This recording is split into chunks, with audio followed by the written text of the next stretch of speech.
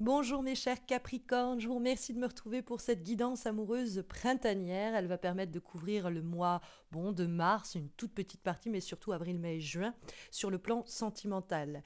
Cette guidance a été réalisée avec le tarot Lumen, mais également deux cartes d'oracle que vous pouvez voir ici. Et la première énergie que nous avons doit permettre de savoir ce qui peut changer votre vie sentimentale au cours du printemps prochain, c'est-à-dire quelle grande évolution est possible, si vous faites le bon choix, est-ce qu'il y a une opportunité ou un changement majeur à venir, elle va capter tout cela. Et nous avons la carte du chariot. La carte du chariot, c'est aide-toi, le ciel t'aidera presque. Oups, je fais bouger la table, désolé. C'est une carte de mouvement. Alors, des fois, il faut la prendre vraiment au pied de la lettre. C'est une carte qui nous parle de travail et de déplacement. Donc, ça peut nous dire que vous allez rencontrer quelqu'un où les choses vont bouger par le biais du boulot sur le plan sentimental, pour une raison ou pour une autre. Sinon, ça peut être l'idée que vous allez faire une rencontre ou évoluer une relation dans le cadre d'un déplacement.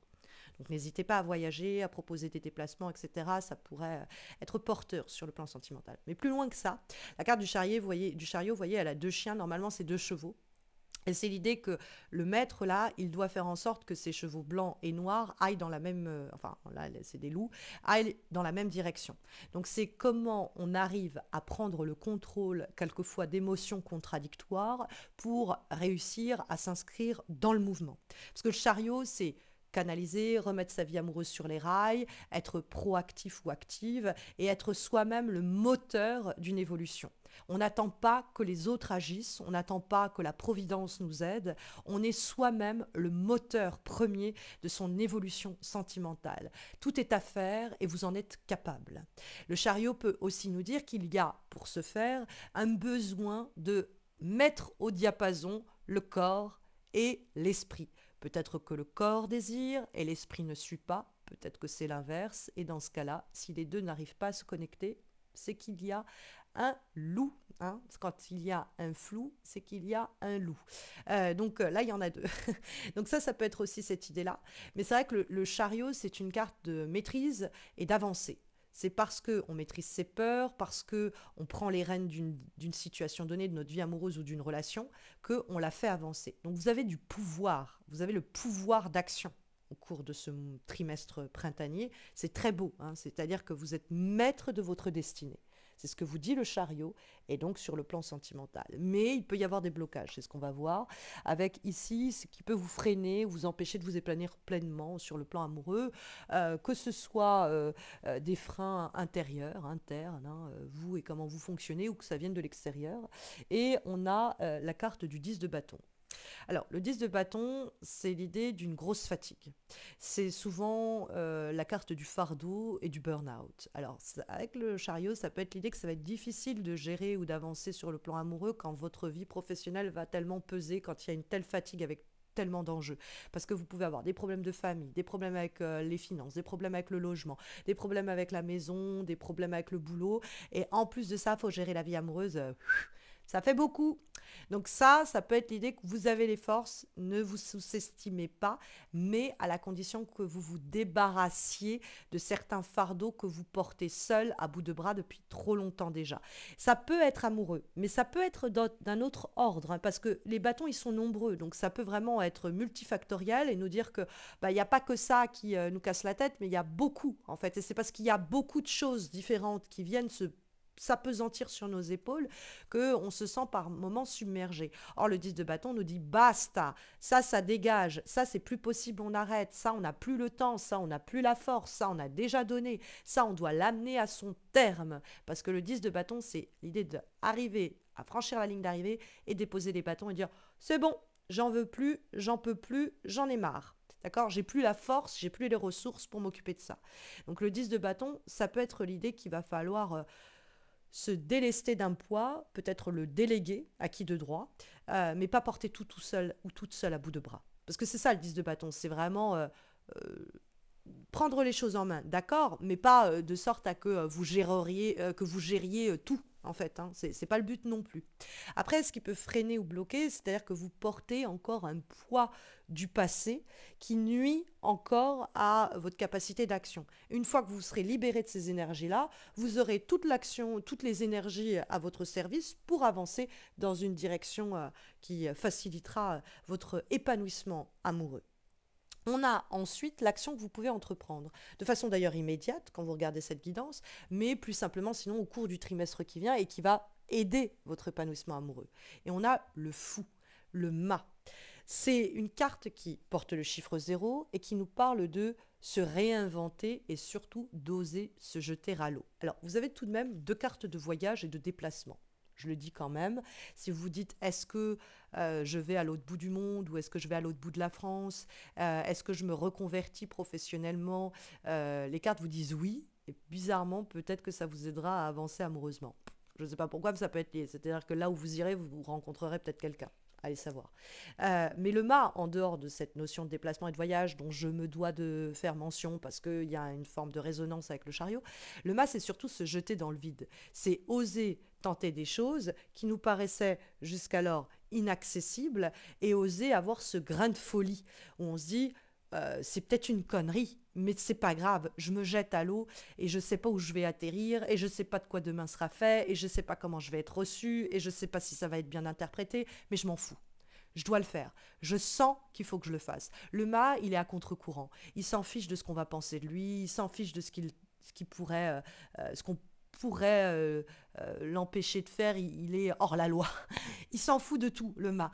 Et donc, il y a cette folie, on l'appelle le fou parce qu'il y a, ce grain de folie où on se dit, allez, j'ai jamais fait ça, mais je vais oser le faire.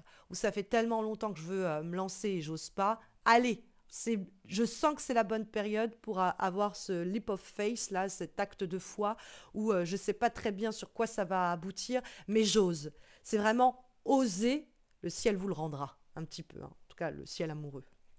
Alors, il peut y avoir néanmoins des tensions sous-jacentes, hein, c'est-à-dire des énergies qui peuvent poser un petit peu problème, que ce soit implicite, inconscient, invisible.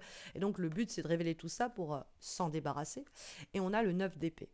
Donc le 9 d'épée, avec en plus les cartes très actives du chariot et du mât que nous avons, nous dit très clairement, en plus c'est un 9 et un 10, donc quelque chose qui doit se clôturer et se terminer, il y a un chapitre là qui doit s'achever, il ne faut pas lutter contre, il ne faut pas commencer à vous prendre la tête, parce que le 9 d'épée c'est ça, c'est je me culpabilise, je me prends la tête, je m'inquiète, je m'angoisse et je ne fais rien parce que je suis piégée, enfermée dans des pensées qui tournent en boucle au point que j'en perds un peu la raison ou j'en perds même le sommeil, hein.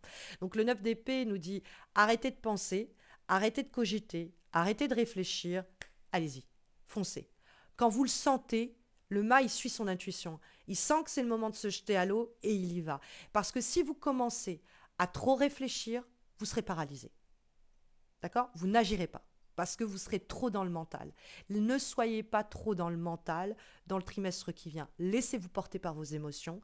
Prenez en charge la situation amoureuse, provoquez des rencontres, provoquez l'avancée de la relation, osez faire des choses inattendues, imprévues, amenez un grain de folie, ça engendrera de la passion mutuelle et ne laissez pas le mental vous dicter ce que vous devez faire.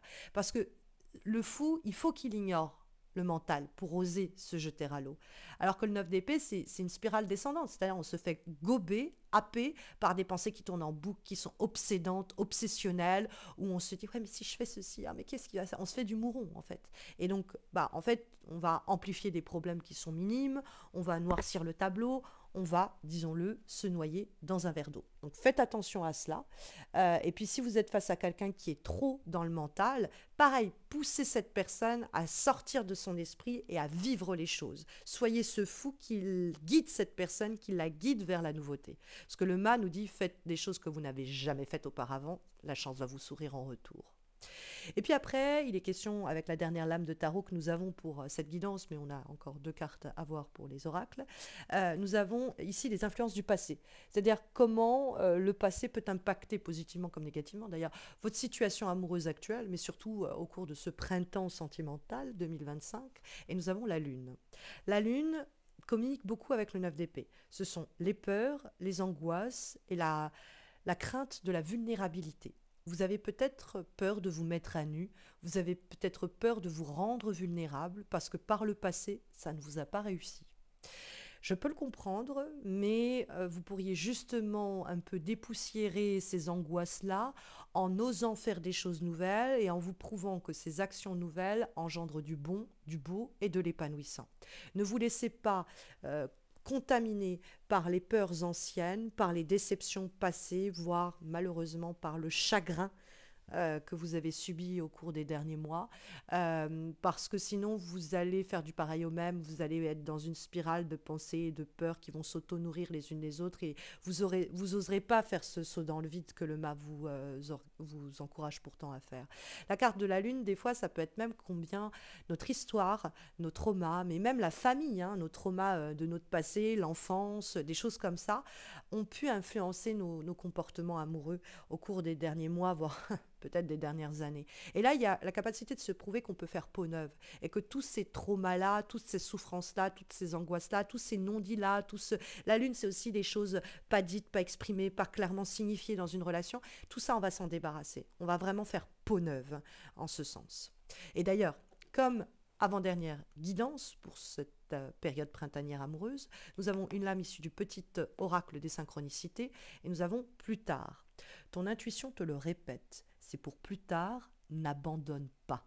Un non n'est acté que lorsque ton âme te le murmure. Ce n'est pas une question d'âge ni de temps, c'est te sentir prêt, prête à vibrer le dessin projeté.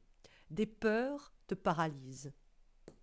Tu n'es pas concentré sur ton besoin essentiel du moment. Recentre-toi. Ok ? Gardez ce mantra en tête pour ce printemps amoureux. Et puis ensuite, on a des conseils de mon petit chaudron. Et nous avons le mantra suivant. Si une porte se ferme, une autre s'ouvre. Gardez cela en tête pour les mois qui viennent, pour cette période printanière. Et n'hésitez pas à me laisser en commentaire comment cela résonne en vous. N'hésitez pas à liker la vidéo et à vous abonner parce que je pense faire les guidances amoureuses de cet été aussi, trimestrielles, mais ça va dépendre de votre engouement. Si je vois que ça vous parle, que vous laissez des commentaires, qu'il y a des vues, que vous regardez, que vous likez, que vous abonnez, je vais me dire ok, c'est un investissement, les gens en ont envie, en ont besoin, donc je vais le faire. Mais c'est que j'ai déjà fait par le passé, il n'y avait pas beaucoup de réactions, donc je me disais bon, les gens préfèrent mes horoscopes mensuels, ils n'ont pas besoin de guidance amoureuse trimestrielle en plus sur le plan sentimental. Donc n'hésitez pas à liker, à regarder, à commenter, à vous abonner pour me motiver pour la suite et n'hésitez pas aussi à vous abonner pour ne pas rater les horoscopes mensuels et d'autres guidances à venir. Et puis vous allez avoir en suggestion une playlist d'horoscopes annuels sur le plan amoureux. N'hésitez pas à le consulter également ou à regarder votre horoscope qui apparaîtra aussi en suggestion. Je vous souhaite à tous et à toutes, mes chers Capricornes, de très belles semaines à venir. Je vous dis en tout cas à très vite, je l'espère en tout cas. Prenez bien soin de vous.